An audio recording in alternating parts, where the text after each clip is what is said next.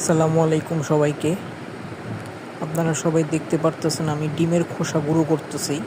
এটা পাখিদের খাবারে পরিণত করব আমি। এই ডিমের খোসা পাখিদের ক্যালসিয়ামের ঘাটতি পূরণ করে, ডিমের পরিমাণ বাড়ায়, সুস্থ রাখে পাখিকে। এটা কোয়েল পাখির খাবারের সাথে আমি মিক্স করব, এই জন্য ভালো করে গুঁড়ো করে নিচ্ছি আমি। দেখতেই পারতেছেন আমি কীভাবে গুঁড়ো করতেছি। এটা অনেকগুলো ডিমের খোসা ছিল।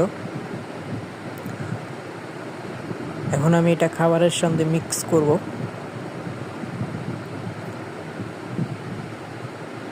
আমি আরও গুঁড়ো করে দিচ্ছি হাত দিয়ে।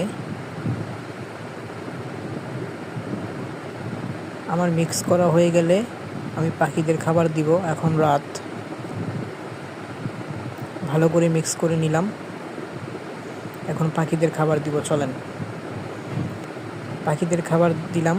এই যে ছোট ছোট যে সাদা সাদা দেখা যাচ্ছে, এটা হচ্ছে ডিমের খোসা। ওরা অনেক মজা করে খায় ডিমের খোসা। ইনশাল্লাহ আপনাদের পাখি যদিও থাকে ওদেরকে এটা দিবেন, অনেক ভালো থাকবে, সুস্থ থাকবে। আসসালামু আলাইকুম।